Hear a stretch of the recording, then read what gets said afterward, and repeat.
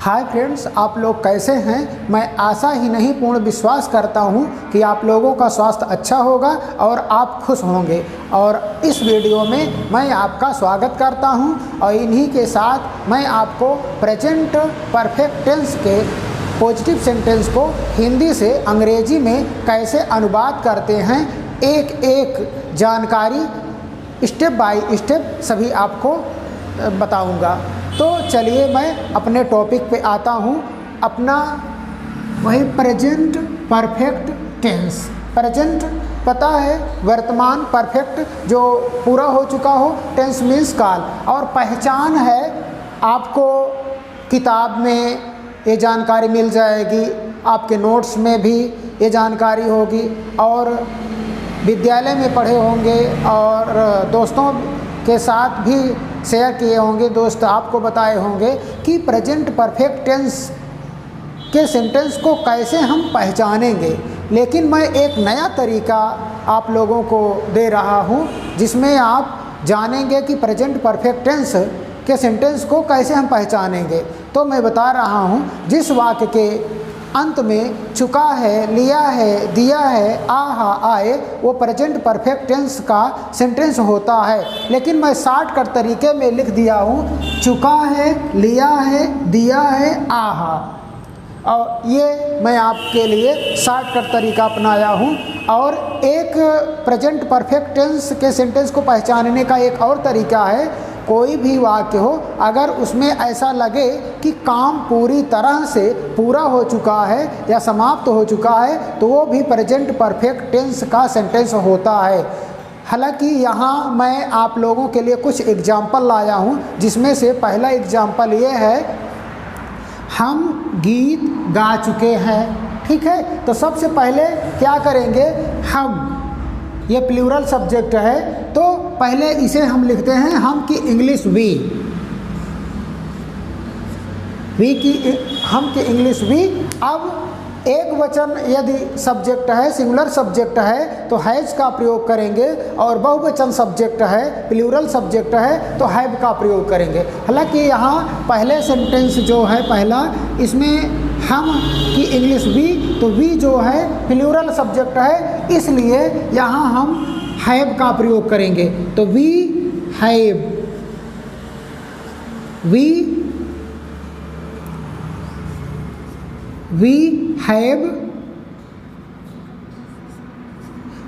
Have. उसके बाद है third form of the verb, यानी कि क्रिया का तीसरा रूप।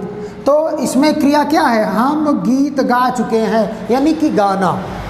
तो गाना यानी कि टू सिंग मीन्स गाना होता है।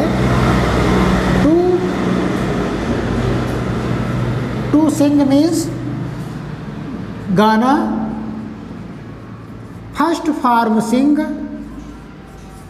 सेकेंड फॉर्म सेंग, और थर्ड फॉर्म आपका होगा संग। यानी कि फर्स्ट, सेकेंड, थर्ड, ये फर्स्ट है, ये सेकेंड है, थर्ड है, तो इसका प्रयोग करेंगे। तो we have sung, we have sung. अब क्या बचा है, गीत। तो गीत की इंग्लिश लिख देते हैं सॉन्ग। आपका सेंटेंस कंप्लीट हो गया।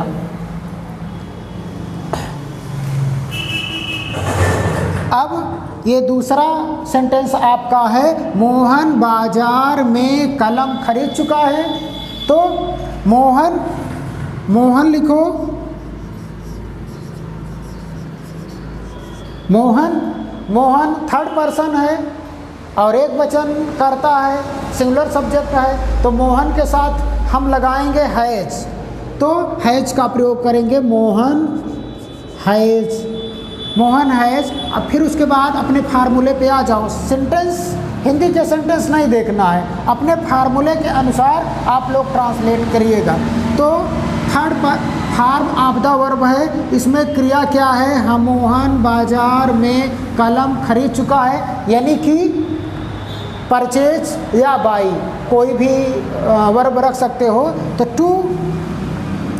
टू परचेज यहाँ लिख देते हैं, टू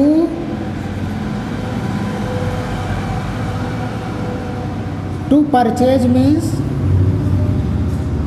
खरीदना, टू परचेज मीन्स खरीदना। फर्स्ट फॉर्म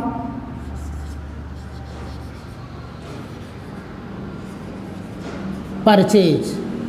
अब सेकेंड और थर्ड फॉर्म, इसी में फर्स्ट फॉर्म में डी जोड़ दो, PURCHASE, इसी में डी जोड़ दोगे तो सेकेंड और थर्ड फॉर्म हो जाएगा। तो ये मोहन हैज परचेज्ड।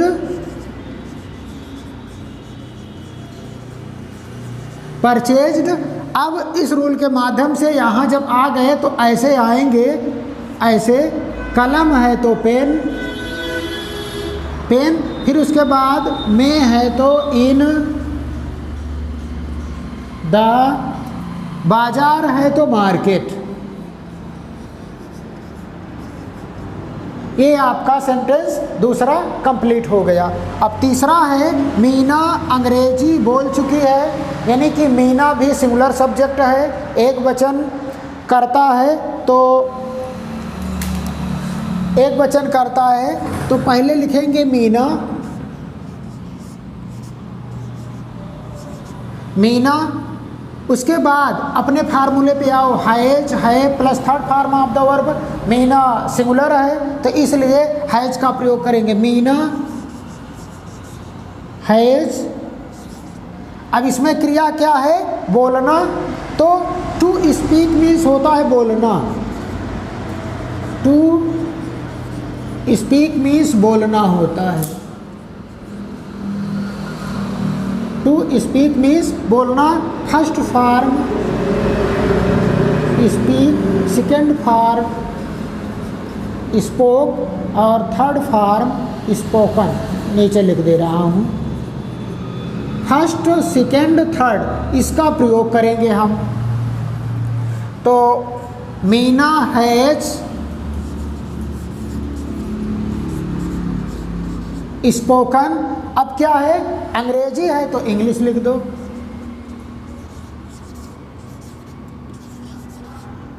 आपका तीसरा सेंटेंस कंप्लीट हो गया। अब चलते हैं अगले सेंटेंस की ओर। अपना चौथा वाक्य आप देखिए, तो ये है चौथा वाक्य है, मैं कानपुर से आ चुका हूँ, यानी कि मैं की इंग्लिश आई, मैं की इंग्लिश आई। फिर अपने फार्मूले पे जाओ, हैज़ है plus third form of the verb, I जो है प्लूरल सब्जेक्ट के रूप में है, बहुवचन कर्ता के रूप में है, तो आई के साथ हम प्रयोग करते हैं हैव, आई हैव। अब क्रिया क्या है, third form of the verb, क्रिया का तीसरा रूप। अब इसमें क्रिया क्या है, आना है, टू कम मीन्स आना, फर्स्ट फॉर्म कम, सेकेंड फॉर्म केम और थर्ड फॉर्म कम। तो यहाँ लिख देता हूँ, टू कम मीन्स आना, टू कम मीन्स आना, फर्स्ट फॉर्म कम, सेकेंड फॉर्म केम और थर्ड फॉर्म कम, फर्स्ट सेकेंड थर्ड इसका प्रयोग करेंगे। तो आई हैव कम। देखो, अगर कोई प्लेस को आप छोड़ रहे हैं, वहाँ से आ रहे हैं, तो उसके पहले फ्रॉम का प्रयोग किया जाता है। अगर उस प्लेस की ओर जा रहे हैं तो उस प्लेस से पहले टू का प्रयोग करते हैं। तो कानपुर से आ चुके हैं तो I have come from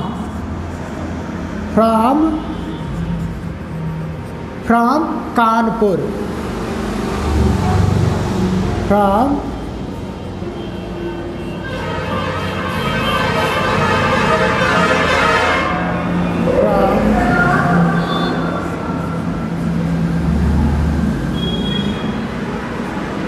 Kanpur.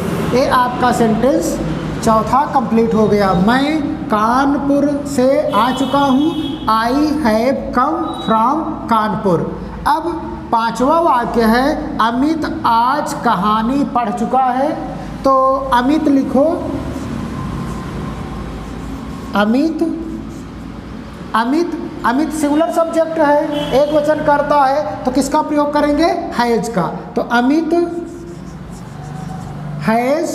अब third form of the verb to read means पढ़ना, first form read, second form read, third form read. Spelling same रहेगी तीनों फॉर्म के, उच्चारण में थोड़ा थोड़ा अंतर हो जाता है। तो यहाँ लिख देता हूँ to read. To read means पढ़ना, टू रीड मीन्स पढ़ना। और फर्स्ट फॉर्म रीड, यही सेकंड भी होगी थर्ड भी।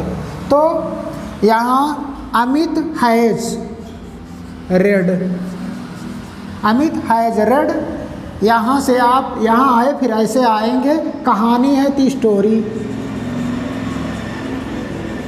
स्टोरी। एक बार समझ लो, ऐसे यहाँ आएंगे, फिर उसके बाद ऐसे आएंगे, ऐसे कहानी है तो स्टोरी, फिर आज है तो टुडे। ये सेंटेंस आपका कंप्लीट हो गया।